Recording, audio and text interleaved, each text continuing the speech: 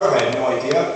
So I grabbed my 3 or 4 favorite Davy stories. The first one was he would dress up like a Dickens character in the dead of winter to bring students off the buses and read aloud Christmas stories to them. There was a beautiful stretch of beautiful weather one day. There was a whole field of wildflowers across the street where we were. He took the kids out every day and would read them Robert Frost, try to get them excited about nature. Kids didn't get it. Like, Davy had to sit with flowers today. I was like, well, was it fun? Yeah, it was really fun, but I don't know what it has to do with poetry. By the end, like, I'm actually like, what's the word about the flowers are sitting in. During a field trip to DIA, he would create these really fun, like, scavenger hunt things, and the kids would kind of not buy into them all the time. And one day he finally got all the kids to buy in. I was there for this one. And when the kids all, like, bought into it, he screamed like, that was the greatest thing ever! They filled all this thing out! Corporate, they filled the whole thing. The docents had to come and, like, shush him and calm him down. I was like a crazy person. And the kids laughed about that. But the nicest thing one of the kids said was simply, exactly what he said to me. Man, Mr. Davy speaks like Shakespeare and makes me think outside of my head. I never met anyone like him. You know he doesn't have a cell phone, Corcoran. He doesn't have a cell phone. He's never had one. That's what makes him so special. Mike absolutely earned his retirement. I really hope he enjoys it. But I feel really bittersweet when a former student comes up to me and says, is Mr. Davy still around? And I can say, no, he's not. But I hope they can still tell me one of those crazy stories about, like, Mr. Davy chainsawed his foot and put his foot up on his desk for 3 weeks and still taught with highlight. That's the thing I'm going to miss most about Mike is the kids coming up telling me Mike's stories. Thank you very much.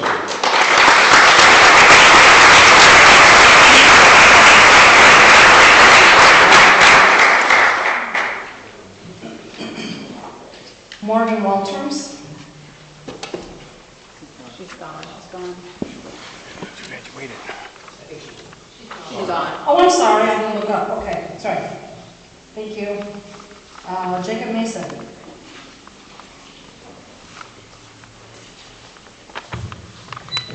Hello, my name is Jacob Mason. I live at 23653 Whitley Drive in Clinton Township. I want to start tonight by a moment of well-deserved recognition. Congratulations to Ms. Gail Ashburn for being named Macomb County Teacher of the Year. The honor could now have gone to a more deserving educator. I've had the privilege of learning from Ms. Ashburn firsthand. Not only was she my 10th grade English teacher, but she's also my student council advisor. She truly believed in her students and made each of us feel capable even when we weren't so sure of ourselves. Her classroom was more than a place to discuss essays and novels. It was a place where students were encouraged to find their voice, lead, and think critically. Today, I carry those lessons with me. Thanks in part to her encouragement and skills she helped me build, I'm now writing professional news articles for the MSU Newsroom as a Michigan State University student. Just like the impact of so many great teachers in the district, her impact reached far beyond the walls of her classroom and graduation day. And Ms. Ashburn's work doesn't stop with her English class. She's the Jocelyn's Renaissance Program Advisor at Creuse High School. The Renaissance Program is focused on transforming school culture, celebrating student achievement, and improving moral, and creating a community where students feel seen, appreciated, and motivated to succeed. And that leads me to the second reason I came here tonight. At your Committee of the Whole meeting earlier this month, I listened as some of these members at the board, not all, but some, spoke about fundraising efforts in a way that was frustrating and frankly disappointing. I want to remind everyone here that the board voted last year to hold a meeting in Frankenmuth, funded by the taxpayer dollars, by the way. Yet today, some of those individuals suggest that students should fundraise to cover major expenses that directly contribute to improving our school's culture and academic environment. For the new board members who may not know, last year I served as the fundraising chair for the senior class, student council president, and DECA president. I know what it takes to fundraise. I also know the real obstacles students face. It's not about effort, it's about approval. During my senior year alone, over 15 fundraisers I proposed were denied.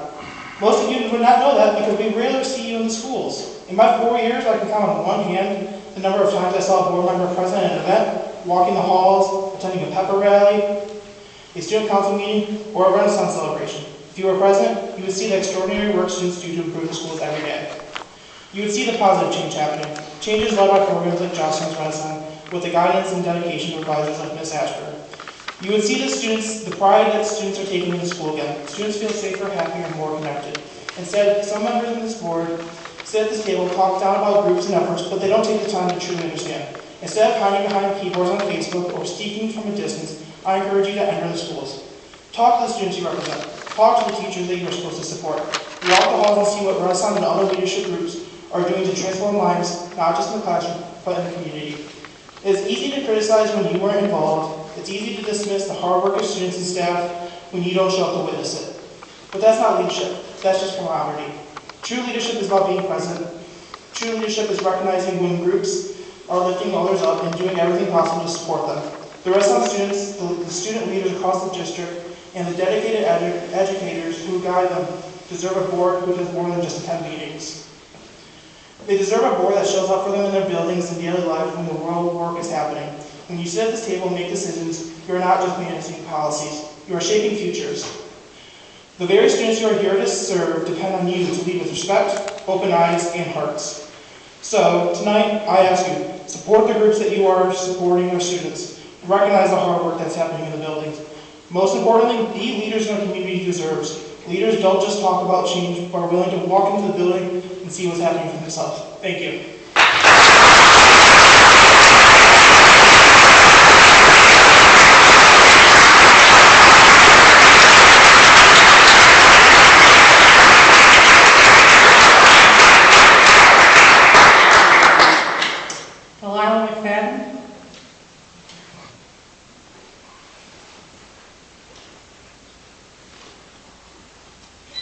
Hello, members of the Creuse School Board. My name is and I am a freshman at Creuse High School. I'm currently entering my third season with the Creuse Marching Band. I marched as an 8th grade marcher in 2023 playing Gary sax, and last season I was part of the front ensemble playing timpani.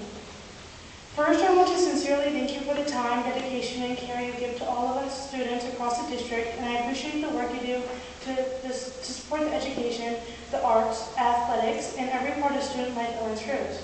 I'm here tonight not just as a student, but as a proud member of an incredible group of more than 100 students who commit themselves year-round to representing our school and community with pride and excellence. We are known as the Pride of Harrison Township. And tonight, I would like to thank you for taking pride in us as well. Last season, I helped load and unload the trailer at every competition. Everything must be packed in a specific way to fit and transported properly. As Haley explained, there is a lot to pack in a big blue trailer.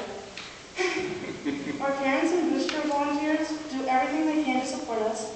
They dedicate countless hours feeding us, sewing uniforms, building props, loading trucks, and raising the funds necessary to keep the program running. The community around us has been generous with sponsorships and support. Nearly everything, the music, competition fees, uniforms, equipment, and many of the instruments is funded through the hard work of our boosters and the generosity of donors. We are extremely grateful for everything our families, boosters, and community have done for us. There's only so much they can do. So thank you for your support on making our trailer part of Series 1 funding. Last season, for the first time in our school's history, under the incredible direction of band director Mr. Mulber, the Marching Lancers became finalists at the Bands of America regional competition.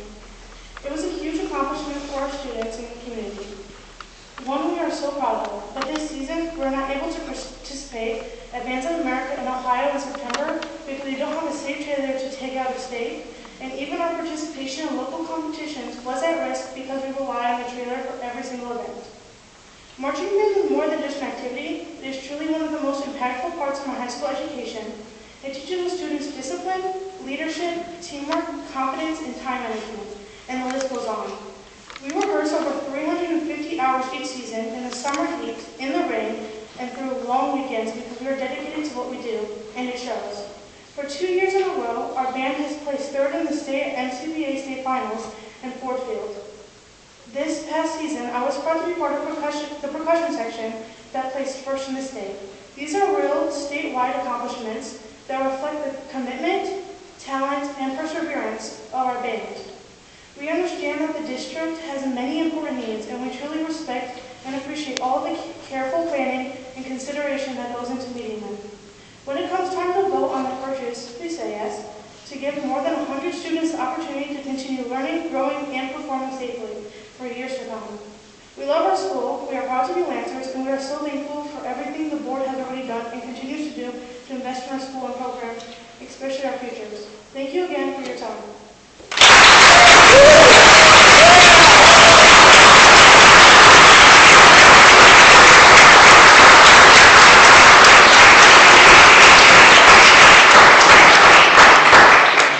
Quick question, Alana. Does the trailer have a nickname?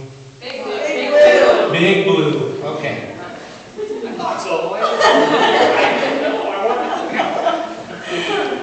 Thank you. Kelly Curry?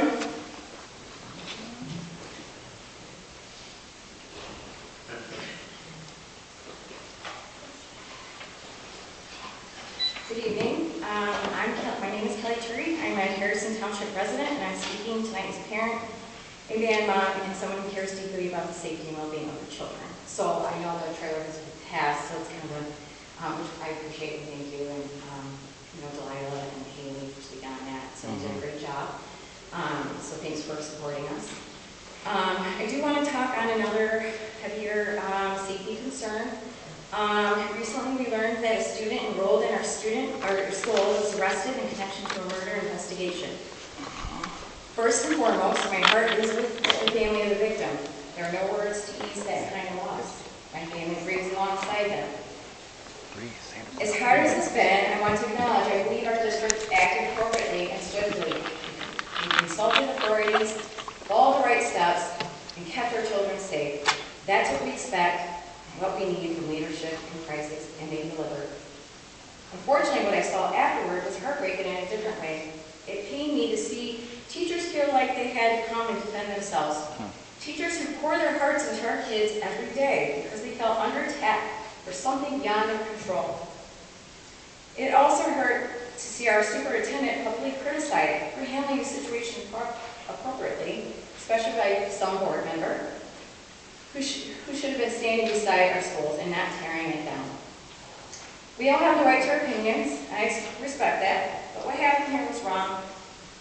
It was wrong to make our educators feel under siege. It was wrong to turn a tragedy into a platform for blame.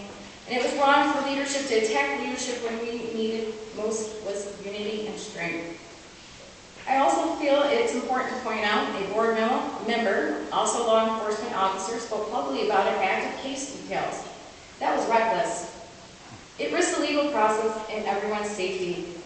As someone trained in the law, the board member should have known better, and our kids are watching us. They take our cues from us and how adults handle difficult moments, which brings me to something bigger. Yes, our schools educate our children. They teach, they guide, they influence. But they are not responsible for raising them. That's our job. It starts with us paying attention to what our kids are watching, who they're talking to, what games they are playing. It starts with open conversations about safety, not scaring them, but preparing them. It starts with building trust, so they come to us first when something feels wrong. My husband and I are perfect parents. These are reminders we also give ourselves every day. We cannot expect teachers and counselors to do what we must do at home: raise strong, kind, aware young people. We are partners with the schools, but the first lessons on safety, judgment, and integrity starts with us. I love this community, I believe in our schools, and I believe in the power of parents stepping up even when it's hard. Thank you for hearing me.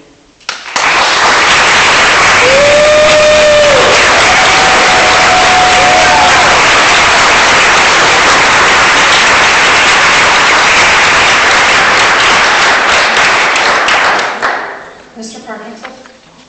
No, I wrote on the sheet. What?